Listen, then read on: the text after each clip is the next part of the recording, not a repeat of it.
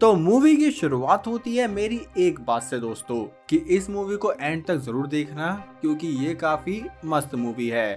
साथ ही वीडियो को लाइक करके अब मूवी की शुरुआत होती है एक कॉलेज स्टूडेंट मार्गोट से, जो कि मूवी थिएटर में शाम के टाइम पार्ट टाइम जॉब करती थी।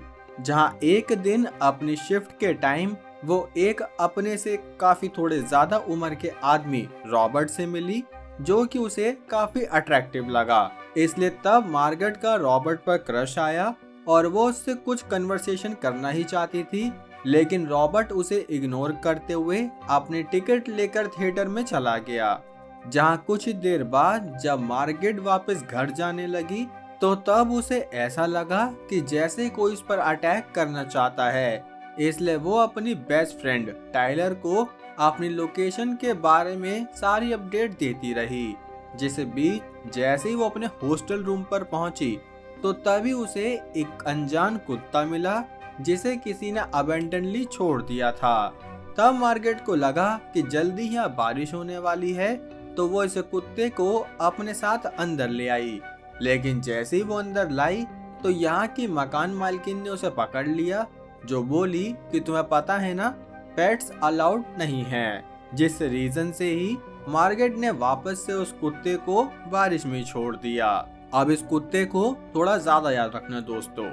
खैर, तो अब शाम होते ही रॉबर्ट दोबारा से मूवी देखने आया, जहां मार्गरेट ने दोबारा से उससे बात करने की कोशिश करी, लेकिन फिर से रॉबर्ट ने सिग्मा मेल बनते हुए मार्गरेट को कोई रिप्लाई नहीं दिया।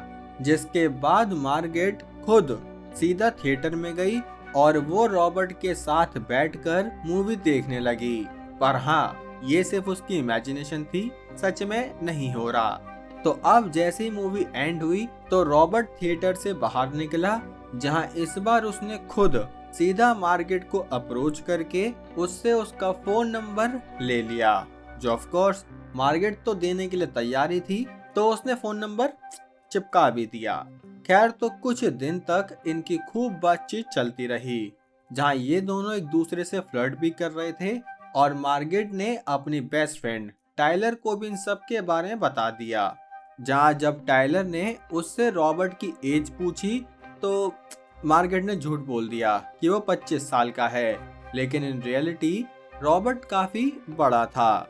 साथ ही वो काफी तारीफ भी करने लगी कि वो काफी फनी है और उसके पास 2 कैट भी है, जिसकी वजह से शायद वो केयरिंग पर्सन होगा। तब टाइलर ने उसे एडवाइस दी कि तुम कुछ भी करने से पहले थोड़ा सब्र कर लो, लेकिन मार्गरेट कहाँ समझने वाली है। इसलिए अब शाम होते ही जब वो अपनी कॉलेज लैब में अकेले काम कर रही थी तो तब उसकी रॉबर्ट से बात होने लगी, जहाँ वो बोली कि मुझे भूख लग रही है। तो रॉबर्ट ने सजेस्ट किया कि चलो कुछ खाने चलते हैं, जो सुनकर मार्गरेट काफी खुश तो हुई, पर वो अभी रॉबर्ट को इतना नहीं जानती थी, तो इसलिए उसने मिलने के लिए अपनी खुद की शर्त रखी कि मैं चाहती हूँ तुम लैब में ही आ जाओ। जो सुनते ही रॉबर्ट कुछ ही देर में उसके फेवरेट स्नैक के साथ लैब पर आ गया, जिसे देखकर वो काफी खुश हुई। तब उसके स्नैक देकर जब वो वापस जा रहा था तो मार्गरेट ने खुद ही उसे लैब में अंदर बुला लिया, जहां वो स्नैक खाते खाते उससे बात करने लगी। तो तभी रॉबर्ट ने यहाँ एक चींटी को, अरे भाई थोड़ा सा जूस ही तो पी लेती। खैर, अब वो यहाँ से स्टोरेज रूम में पहुंचा, जिस बीच मार्गरेट ने टेलर को रॉबर्ट की खबर बता दी कि वो उससे मिलने आया है एंड ऑल। खैर, तब यहाँ के यंत्र देखते ही रॉबर्ट काफी क्यूरियस हो गया, इसलिए उसने मार्गरेट को यहाँ स्टोर रूम में बुला लिया, जहाँ जब वो उससे चीजें पूछ ही रहा था तो तभी अचानक से यहाँ का गेट अपने आप ही बंद हो गया, जिसके लिए मार्गरेट रॉबर्ट को ब्लेम करने लगी कि आखिर गेट कैसे बंद हुआ। लेकिन रॉबर्ट ने साफ कह दिया कि भाई मैंने तो कुछ भी नहीं किया, ये अपने आप ही हुआ है। तभी यहाँ कहते कहते रॉबर्ट ने अचानक से मार्गरेट को असॉल्ट करना शुरू कर दिया, लेकिन मार्गरेट कुछ भी सोचती है भाई, रॉबर्ट बंदा तो कुछ भी नहीं कर रहा है ऐसा। खैर, तो ये हाल देखकर रॉबर्ट थोड़ा डर गया और उसने इसे गेट खोलने के चक्कर में इस गेट को ही तोड़ दिया, जिसकी वजह से यहाँ पर कुछ ये इनके जो रखे हुए थे लैब में यंत्र पंत्र ये थोड़े टूट गए। और तब यहाँ की टीचर मार्गरेट को सुनाने लगी कि तुम्हें पता भी है हमने ये चींटियों की कॉलोनी 17 साल में बनाई थी और तुमने कुछ ही मिनट में गवा दी। तब मार्गरेट थोड़ा रिग्रेट फील करने लगी, लेकिन वो इस माफी के अलावा कुछ दे भी नहीं सकती थी। खैर तो अब ये लैब से बाहर निकले, जहाँ पर मार्गरेट ने थैंक यू और सॉरी एक साथ कहा, क्योंकि थैंक यू इसलिए कि वो उसके लिए स्नैक्स लेकर आया और सॉरी इसलिए कि स्टोर रूम में उसने काफी स्ट्रेंज बिहेव किया। साथ ही उसने बताया कि कल वो अपने होम टाउन जा रही है, जहाँ से वो जल्दी वापस आ जाएगी। पर हाँ, इसका मतलब ये नहीं कि इनकी बात बंद होने वाली है। ये अपनी बात कंटिन्यू रखेंगे और ये अपनी एक ऑफिशियल डेट पर भी बाद में जाएंगे। खैर तो अब जैसे ही अपने अपने रास्ते जाने लगे तो मार्गरेट ने रॉबर्ट को लिप्स पर किस करने की ट्राई करी, लेकिन रॉबर्ट ने वो किस उसके फॉरहेड पर ही चिपका दी, जिससे कि मार्गरेट को लगा कि ये तो भाई जेंटलमैन है। खैर तो अब अगले दिन मार्गरेट अपने होम टाउन में पहुंची, जहां वो अपने पेरेंट्स के साथ इस वेकेशन को स्पेंड तो कर रही थी, लेकिन पेरेंट्स के साथ कम और वो रॉबर्ट के साथ ज्यादा लगी हुई थी, जो बिहेवियर उसके पेरेंट्स ने भी नोटिस किया। और उन्होंने पूछा कि क्या तुम किसी को डेट कर रही हो, जिस पर रॉबर्ट ने साफ बता दिया कि हाँ, एक रॉबर्ट नाम के लड़के को कर रही हूँ, जो कि मुझसे एज में थोड़ा बड़ा है। जो सुनते ही मार्गरेट की माँ उसे समझाने लगी कि बेटे ये सब अभी तुम्हारे लिए काफी जल्दी होगा, तो तुम किसी भी सीरियस रिलेशनशिप में मत घुस जाना। साथ ही तुम पहले रॉबर्ट को अच्छे से जान लो और फिर ही कुछ नेक्स्ट स्टेप लेना। खैर तो ये एडवाइस मिलते ही रात को मार्गरेट जब अकेले थी तो उसने इनके रिलेशन को नेक्स्ट लेवल पर ले जाने के लिए एक बढ़िया सी फोटो रॉबर्ट को भेज दी, जिसका रॉबर्ट ने कोई जवाब नहीं दिया। तो तब मार्गरेट थोड़ी एम्बेरस हो गई कि शिट यार, ये क्या कर दिया। और अगली सुबह भी जब कोई रिप्लाई नहीं आया तो मार्गरेट उससे कहने लगी कि मेरा ऐसा कोई मतलब नहीं था और सॉरी, लेकिन कोई रिप्लाई नहीं आ रहा, जिसकी वजह से वो काफी टेंशन में आ गई कि ये आखिर रिप्लाई क्यों नहीं दे रहा। खैर तो अब वो अपने होम टाउन से जब वापस आ रही थी तो तभी रॉबर्ट ने उसे फाइनली रिप्लाई दिया कि हाँ, मैं अपने काम पर बिजी था। जो सुनकर मार्गरेट ने रियलाइज किया कि वो एक ऐसे इंसान के साथ रिलेशन में है जिसके काम के बारे तक में वो नहीं जानती, और ये सोचकर वो अलग ही ख्वाब सोच रही थी कि वो ये करता होगा, वो करता होगा। खैर तो अपने कैंपस के पास वापस आते ही मार्गरेट ने सारी बात टेलर को बता दी, जहाँ टेलर ने उसकी थोड़ी डांट लगाई कि अरे इतनी डेस्परेट क्यों बन रही हो, और हाँ, इस सिचुएशन को अपने हाथ में ही रखो। लेकिन मार्गरेट किसकी सुनने वाली है भाई, उसने तो कह दिया कि मैं रॉबर्ट को काफी पसंद करती हूँ और मैं उसके साथ कोई गेम नहीं खेलने वाली। खैर अब इनकी बातों के बीच ही रॉबर्ट ने मार्गरेट को एक मूवी डेट के लिए पूछा, जिसके लिए टेलर मना करती रही, पर फिर भी मार्गरेट ने वो इनविटेशन एक्सेप्ट किया। और शाम होते ही रॉबर्ट मार्गरेट को पिकअप करने पहुंचा, जहां कार में घुसते ही जब ये लोग थिएटर जाने लगे तो तभी अचानक से यहाँ की गाड़ी लॉक हो गई, और तब रॉबर्ट मार्गरेट को चोक करने लगा। ओ सॉरी दोस्तों, ये भी मार्गरेट दीदी की इमेजिनेशन ही थी। खैर तो अब ये लोग थिएटर में पहुंचे, जहां रॉबर्ट भैया की फेवरेट मूवी चल रही थी, लेकिन मार्गरेट को वो काफी बोरिंग लगी। साथ ही जब उसने देखा कि बाकी कपल तो काफी रोमांटिक हैं और वो पॉपकॉर्न वगैरह खा रहे हैं, तो वो रॉबर्ट को भी थोड़ा पिन मारने लगी, लेकिन रॉबर्ट ने उसकी सारी कोशिशों पर पानी फेर दिया, जिसके बाद इनकी मूवी डेट काफी ऑकवर्ड हुई। और तब रॉबर्ट ने उससे पूछा कि चलो ड्रिंक्स पर चलते हैं, जिसके लिए जैसे ही एक बार में गए तो मार्गरेट ने जब अपनी आईडी से एंट्री लेने की कोशिश करी तो उसे मना कर दिया गया, जिस बात से रॉबर्ट को पता चला कि असल में मार्गरेट सिर्फ 20 साल की है। और तब उसे थोड़ा खुद पर भी गुस्सा आया, क्योंकि उसे लगा था कि मार्गरेट तो थोड़ी बड़ी होगी, जिसकी वजह से ही वो रोने लगी, क्योंकि उसे लगा कि अब रॉबर्ट उससे सारी चीजें खत्म कर लेगा। लेकिन रॉबर्ट ने साफ कहा कि तुम टेंशन मत लो, मेरे लिए एज मैटर नहीं करती। वाओ, और ये कहकर उसने खैर तो इससे मार्गरेट खुश तो हुई, लेकिन वो थोड़ी दुखी भी थी क्योंकि रॉबर्ट ने एक अच्छी केस नहीं करी थी। लेकिन फिर उसने सोचा कि शायद बंदा न्यू है तो सीख जाएगा।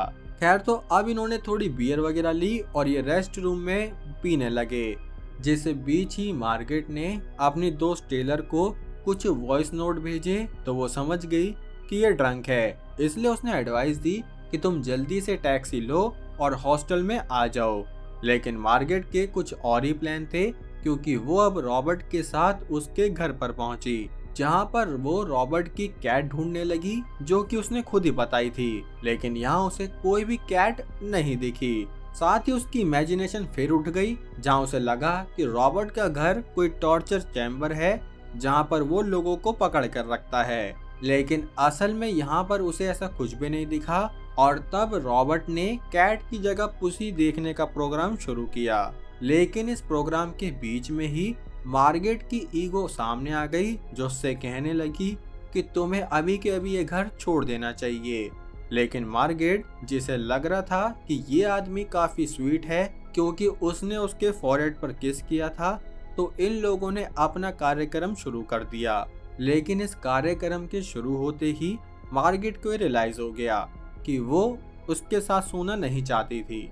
लेकिन अब बहुत देर हो चुकी है क्योंकि अगर अब वो कुछ भी करेगी तो रॉबर्ट को हर्ट हो जाएगा, इसलिए वो यहाँ पर ऐसे ही पड़ी रही और इनका ये कार्यक्रम समाप्त हुआ।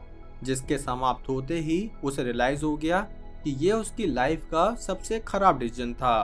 खैर तो अब जैसे ही मार्गरेट को ये सब रियलाइज हुआ, उसने यहाँ से जाने का सोचा। लेकिन जाने से पहले उसने रॉबर्ट की एज पूछी तो रॉबर्ट बोला 33, मतलब 13 साल छोटी। अरे भाई साहब। खैर तब रॉबर्ट बोला भी कि क्यों, कोई दिक्कत है, लेकिन मार्गरेट ने उसे मना कर दिया। जो सुनकर रॉबर्ट बोला कि अब हम दोनों एक दूसरे के साथ कमिट रहेंगे और ऐसे ही बात करेंगे और आगे अपनी जिंदगी बिता लेंगे, क्योंकि मार्गरेट उसकी ड्रीम गर्ल थी। लेकिन मार्गरेट को तो यहाँ सांस लेने में भी दिक्कत हो रही थी भाई, इसलिए उसे अपने हॉस्टल रूम वापस जाना था। जो सुनकर रॉबर्ट थोड़ा अपसेट हुआ क्योंकि उसे लगा कि मार्गरेट सुबह तक रहेगी और मैं उसके लिए ब्रेकफास्ट बनाऊंगा, ये करूंगा, वो करूंगा। लेकिन उसने साफ कह दिया कि मेरी बेस्ट फ्रेंड थोड़ी परेशान हो जाएगी, इसलिए मुझे जाना है। जो सुनकर रॉबर्ट उसे ड्रॉप करने कार में गया तो इनकी राइड के बीच में ही रॉबर्ट थोड़ा ऐसे पागल सा हो गया भाई कि आखिर तुम मुझे पसंद क्यों नहीं कर रही हो, क्या बात है, ये वो। लेकिन अभी भी दोस्तों ये मार्गरेट की इमेजिनेशन ही है। अरे बहन, कितनी ओवर थिंकिंग करोगी तुम। खैर तो अब रॉबर्ट ने मार्गरेट को उसके हॉस्टल रूम पर एकदम सेफ्टी के साथ पहुंचा दिया। जिसके बाद जैसे ही वो अपने रूम में पहुंची तो तभी उसे रॉबर्ट का मैसेज आया, जिसका उसने ऑफ कोर्स कोई रिप्लाई नहीं दिया।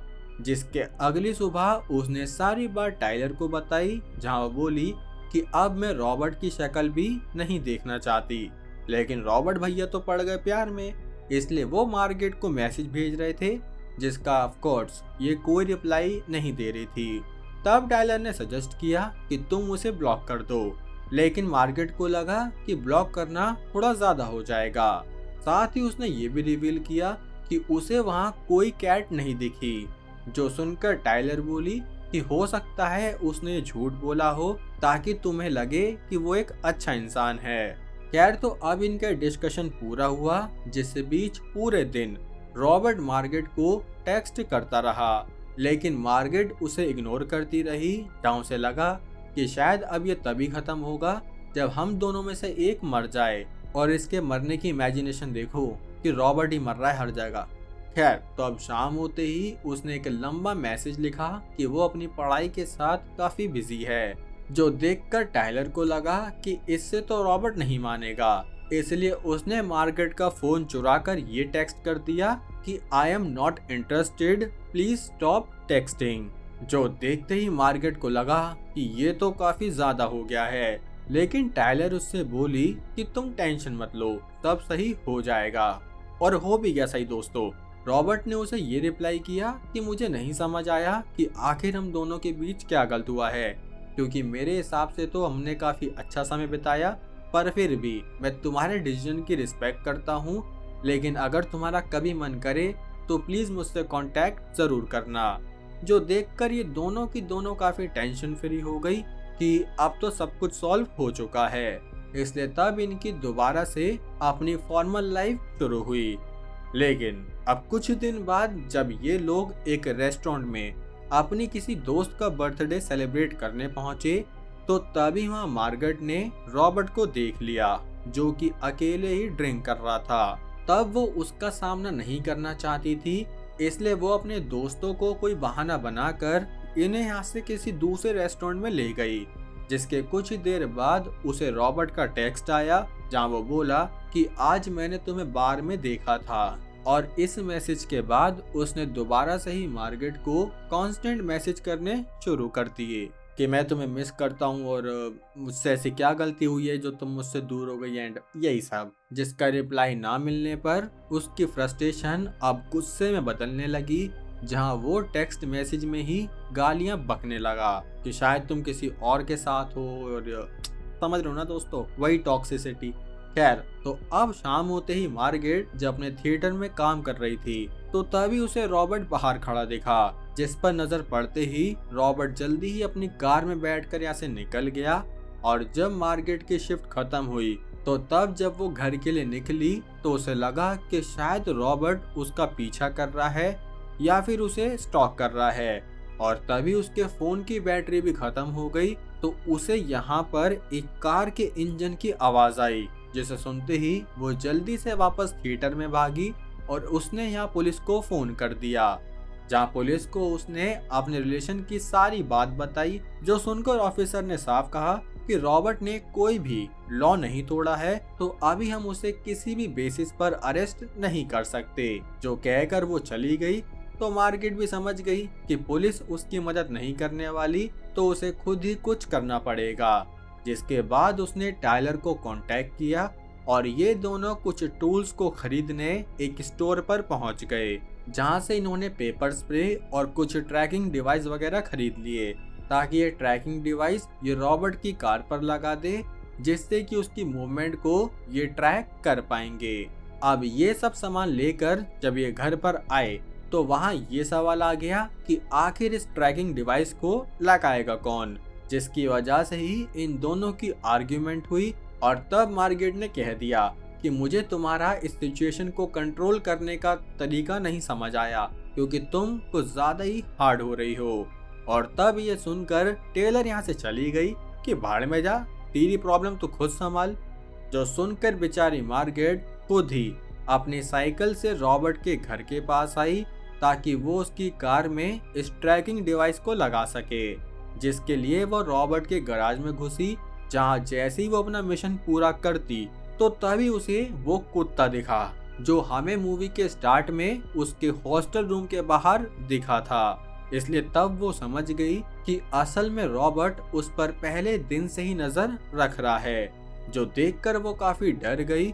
तो तभी यहाँ अचानक से रॉबर्ट आ गया, जहाँ उसने देखा कि मार्गरेट उसके गैराज में क्या कर रही है। जो सुनकर उल्टा वो उस पर ही इल्जाम लगाने लगी कि तुम मुझे स्टॉक कर रहे थे, क्योंकि मैंने तुम्हारे इस कुत्ते को पहचान लिया है।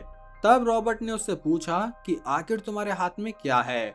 और ये सुनते ही मार्गरेट उस पर पेपर स्प्रे करना चाहती थी, लेकिन दीदी उसकी आंखों में करना था, आपने अपनी आंखों में कर लिया। खैर, तो अब जब उसे होश आया तो उसकी पूरी आंखें जल चुकी थी। जो देखकर वो उसे काफी डांटने लगा कि तुम मेरी कार में ट्रैकिंग डिवाइस लगाने आई थी, यानी कि तुम मुझ पर नजर रखना चाहती हो। खैर, तो अब मार्गरेट ने उससे रिक्वेस्ट करी कि मुझे यहाँ से जाने दो, लेकिन उसने साफ कहा कि अगर तुम इस हालत में यहाँ से बाहर गई तो उसका पूरा इल्जाम मेरे ऊपर आ जाएगा और इस सिचुएशन में मैं ही अरेस्ट होऊंगा। अरे ये इंडिया है क्या भाई, जहाँ मैन ही अरेस्ट होते हैं। खैर, तब रॉबर्ट ने उससे पूछा कि तुम यहाँ बैठो, हम एक प्लान बनाते हैं ताकि कुछ भी गलत ना हो। लेकिन मार्गरेट उसकी सुनना ही नहीं चाहती थी, जिसकी वजह से रॉबर्ट भी भड़क पड़ा कि तुमने ही मुझे सामने से अप्रोच किया था और तुमने ही सारी की सारी चीजें खुद से स्टार्ट करी। जहाँ मार्गरेट उस पर गुस्सा करने लगी कि तुम मुझ पर नजर रख रहे थे, पर दीदी उसने नजर तो तभी रखी ना जब आपने पहले दिन उससे बात करनी चाहिए। खैर, तो अब रॉबर्ट ने भी मान लिया कि हाँ, मैंने तुम्हें उस रात फॉलो किया था क्योंकि मैं तुमसे बात करना चाहता था और तुम मुझे काफी पसंद आई। साथ ही वो बोला कि तुम मुझसे फ्लर्ट वगैरह कर रही थी, तो मुझे लगा कि हमारे बीच कुछ हो सकता है। जहाँ रॉबर्ट ने उससे पूछा कि बताओ आखिर मैंने क्या गलती करी जो अब मैं तुम्हें नहीं पसंद आ रहा, और तुमने मुझसे झूठ भी क्यों बोला कि हमारे बीच जो हुआ तुम्हें सब सही लगा था। तब मार्गरेट ने उसे कह दिया कि पहले तुम मुझे अच्छे लगे, लेकिन उस रात के बाद चीजें नहीं वर्क करी क्योंकि इस दुनिया में अलग अलग तरह के लोग हैं। जो कहकर उसने पानी की रिक्वेस्ट करी, लेकिन वो बोला कि पानी से कुछ नहीं होगा, तुम्हें प्रॉपर सलाइन सॉल्यूशन चाहिए। जो सुनकर इन मैडम को देखो ये कहने लगी कि हाँ तुम्हें तो पेपर स्प्रे की आदत होगी। खैर तब रॉबर्ट ने बताया कि नहीं, मैं एक नर्स हूँ तो मुझे सबकी जानकारी है, जिससे हमें रियलाइज हो गया कि मार्गरेट ने अभी तक भी उससे ये नहीं पूछा था कि आखिर वो क्या जॉब करता है। जिसके बाद जैसे ही वो किचन में उसके लिए पानी लेने गया तो तब मार्गरेट ने 911 को कॉल किया, लेकिन रॉबर्ट ने उसे बीच में ही रोक दिया। जिस बीच ही इनकी ब्रूटल फाइट शुरू हुई और यहाँ ये दोनों एक दूसरे की खींचातानी करने लगे। लेकिन इम्पोर्टेंट बात ये थी दोस्तों कि यहाँ से एक कैट भी निकली, जिससे हम समझ गए कि रॉबर्ट ने कैट के बारे में भी झूठ नहीं बोला था। खैर तब इनकी फाइट चलती रही और ये सीधा बेसमेंट में पहुंच गए, जहां मार्गरेट ने गलती से स्पेस हीटर की वजह से यहाँ पर आग लगा दी और तब इस आग से इनके ऊपर जाने का रास्ता ब्लॉक हो गया। साथ ही यहाँ सारी खिड़कियां भी लॉक थी। तब किस्मत से रॉबर्ट ने एक सेफ जगह ढूंढ ली जहाँ पर ये सीधा इस चेम्बर के अंदर रह सकते थे, जिसके लिए उसने मार्गरेट को भी पूछा कि आ जाओ, लेकिन ये मैडम अपने नखरों में पहले तो मना करने लगी, लेकिन जब इन्हें दिखा कि अब कोई तरीका नहीं है बचने का तो वो इस चेम्बर में आ गई। जिसके बाद ये पूरा घर यहाँ जल गया और यहाँ पर जल्दी ही पुलिस पहुंची, जिन्होंने जब आग बुझाई तो अगली सुबह तक टायलर भी आ गई, जो बोली कि क्या आपको यहाँ पर कोई मिला। लेकिन लोगों ने जब मना कर दिया तो टायलर इनसे कहने लगी कि प्लीज आप थोड़ा ध्यान से देखिए। जहाँ थोड़ा ध्यान से देखने पर इन्हें दो लोग मिले जो कि अपनी बेहोशी की हालत में थे, पर अच्छी बात यह है कि वो मरे नहीं। जिसके बाद ये कहानी कुछ हफ्ते आगे आई, जहाँ मार्गरेट टायलर के साथ रॉबर्ट के पुराने घर के सामने आई, जहाँ ये लोग डिस्कस करने लगे कि रॉबर्ट यहाँ से एक कोस्ट एरिया में शिफ्ट हो गया है, साथ ही हॉस्पिटल से उसने जॉब भी छोड़ दी है।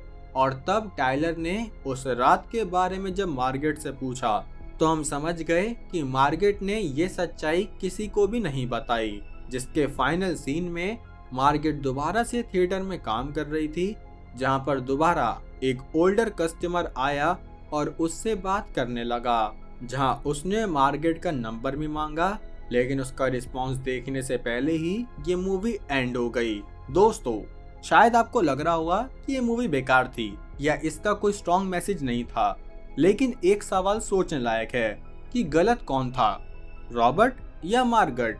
क्योंकि मूवी के शुरू से मार्गरेट ने रॉबर्ट को एक सर्टेन तरह से इमेजिन किया, लेकिन रॉबर्ट ने न झूठ बोला, ना ही पहले इमोशनली या फिजिकली कुछ किया। पर मूवी के एंड में क्या हुआ, उसको ही जॉब छोड़नी पड़ी, अपना घर छोड़ना पड़ा। तो क्या मार्गरेट के अजम्पशन और डिसीजन गलत थे या रॉबर्ट के एक्शन जस्टिफाई नहीं थे? इसका जवाब आप अपने अपने पर्सपेक्टिव से दीजिए, क्योंकि ये कहानी हमें ह्यूमन बिहेवियर और मिसअंडरस्टैंडिंग के बारे में सोचने का मौका देती है। तो चलो, अब आपको ये मूवी कैसी लगी लाइक कमेंट करके जरूर बताना। साथ ही चैनल पर नए हो मेरे भाई तो सब्सक्राइब करो। बाकी अब हम मिलेंगे हमारी अगली वीडियो में, तब तक के लिए जय हिंद।